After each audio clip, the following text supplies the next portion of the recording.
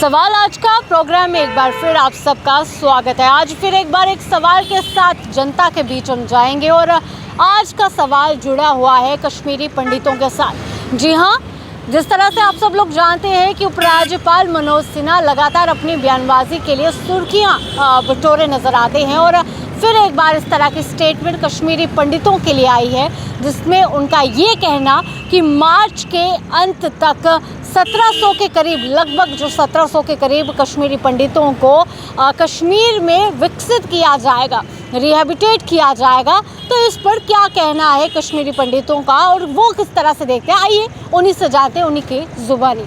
जी sir, आपका नाम? हाँ, मेरा नाम प्रद्युम्न ठाकुर हूँ। सर, हाल ही में उपराज्यपाल मनोज सिन्हा का ये दावा कि मार्च एंडिंग तक 1700 के करीब कश्मीरी पंडितों को कश्मीर में विकसित किया जाएगा, आप किस तरह से देखते हैं इसे?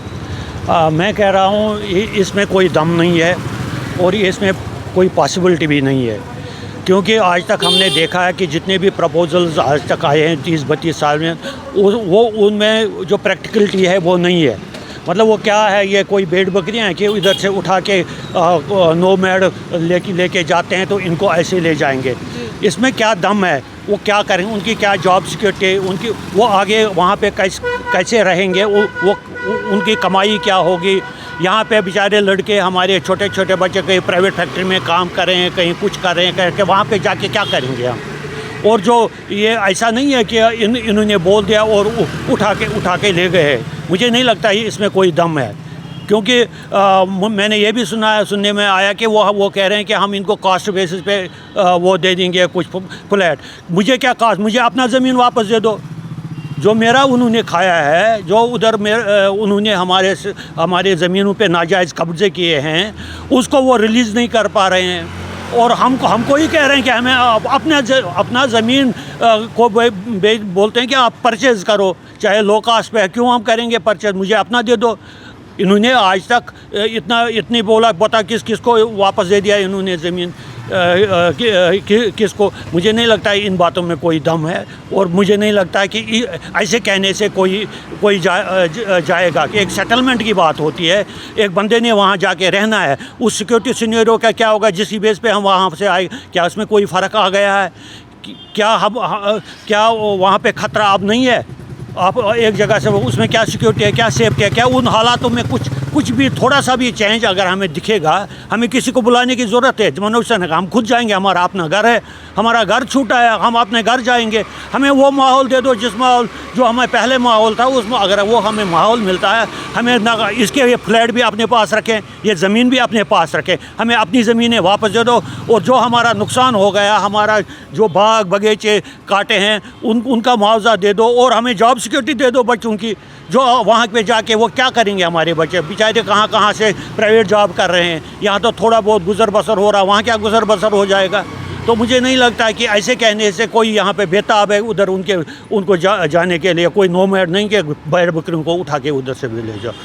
जी सर, जिस तरह से सर उपराज्यपाल मनोज सिन्हा का ये कहना कि मार्च एंडिंग में 1700 के करीब कश्मीरी पंडितों को कश्मीर में विकसित किया जाएगा, आपका क्या कहना है इस पर?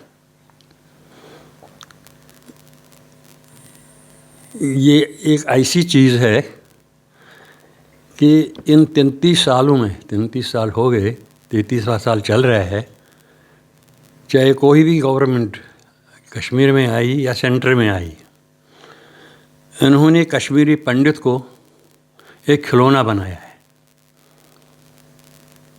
और किसी भी गवर्नमेंट ने कश्मीरी पंडित का सोचा नहीं है।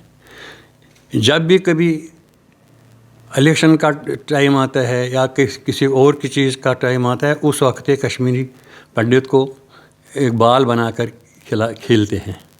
लेकिन परमात्मा का, हमारी शारदा माता का इतना अनुग्रह हम पर है, कश्मीरी पंडितों पर, कि ऐसी बुरी दशा होने पर भी कश्मीरी पंडित अपनी बुद्धि से और अपने कार्यक्रम से इस वक्त खड़ा है। और मैं ये स्टेटमेंट 1700 पंडितों को अब ये फिर कश्मीर में बसा रहे हैं, तो मैं कहता हूँ कि ये इस गवर्नमेंट की सबसे बड़ी असफलता का कारण है। और ये कश्मीरी पंडितों के साथ एक मजाक है। मैं समझता हूँ कि कश्मीरी पंडितों को ऐसी चीज़ों की ज़रूरत नहीं है।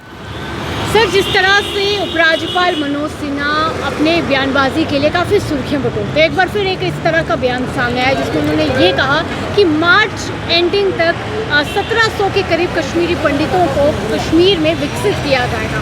आप किस तरह से देख रहे हैं? देखिए, गवर्नमेंट कोई भी स्टेप अगर हमारे लिए उठा रहे हम तो हर वक्त वेलकम करते हैं, मगर विदाउट कोई प्लेटफार्म के वो किन के लिए है। क्या वो जो पीएम पैकेज में वहाँ लगे हैं उसमें कश्मीरी पंडित भी है, उसमें सरदार भी है, उसमें तो मुसलमान भी है जिसमें वो वहाँ नौकरी कर रहे हैं और जिनके लिए अकामोडेशन बनी है अभी तक या बना रहे हैं, क्योंकि वो 6000 लोगों का आंकड़ा है, जिसमें जो पिछले साल आपको पता ही है करीबन मेरे ख्याल से जो गवर्नमेंट का ये आंकड़े के हिसाब से कि अभी भी वो 6000 के लिए अभी कंप्लीट पूरी नहीं है, क्योंकि मैक्सिमम उसमें कभी रेंट पे ही रहते हैं, चाहे वो श्रीनगर डिस्ट्रिक्ट हो, चाहे वो अनंतनाग हो, चाहे बारामूला हो, चाहे बडगाम हो या शुपिया हो, कोई भी डिस्ट्रिक्ट आप ले लीजिए वो भी रेंट के मकानों में ही रहते हैं।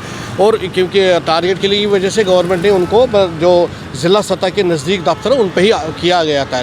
मगर ये क्लियर रहे, क्योंकि कुछ दिन पहले ही एक बात आई है कि अब माइग्रेशन को ख़त्म करके रिहेबिलिटेशन किया जाएगा, मगर रिहेबिलिटेशन का क्या सिस्टम रहेगा?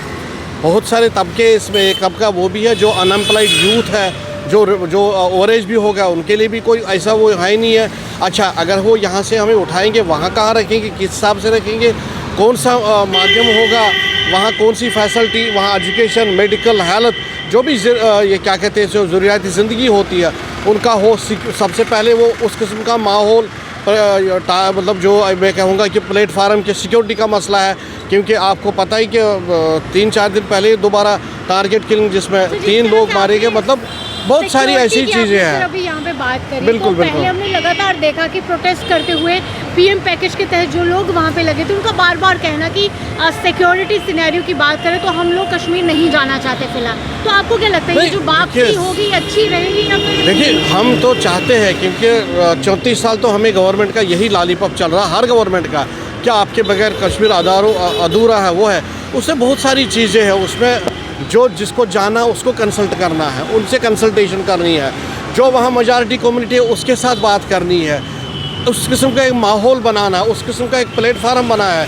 ये थोड़ी है कि यहाँ से उठाएंगे वहाँ मतलब ऐसे फेंक देंगे जिससे हम भी परेशान, गवर्नमेंट को भी फिर दूसरी चीज़ें मतलब झेलनी पड़ेगी। ऐसा नहीं होना चाहिए, ये कंसल्टेशन के बगैर ये चीज़ें नहीं होती है। दोनों समुदाय के साथ, क्या कि पहले हमारे साथ, उसके बाद जो वहाँ की मेजॉरिटी है उसके साथ कंसल्टेशन के बाद ही, क्योंकि लड़ाई झगड़े बहुत है, ज़मीन का ही झगड़ा हर जगह है। तो जब ज़मीन के झगड़े में ही अगर ज़बरदस्ती कोई फ़ैसला किया जाएगा तो वो थोपना नहीं चाहिए, वो बाज़ाब्ता उसके लिए लाहेअमल होना चाहिए, उसके लिए एक प्लेटफार्म होना चाहिए, उसके लिए अच्छी तरह वातावरण होना चाहिए, बातचीत होनी चाहिए। बातचीत जब हो तब बात करें। तो ये आपने देखा कि क्या कहना था कश्मीरी पंडितों का, पर आपका क्या कहना है, आपका क्या सोचना है, आप भी अपनी राय ज़रूर दीजिए। अभी के लिए इतना ही, बाकी अपडेट्स के लिए बने रहिए दी न्यूज़ नाउ के साथ।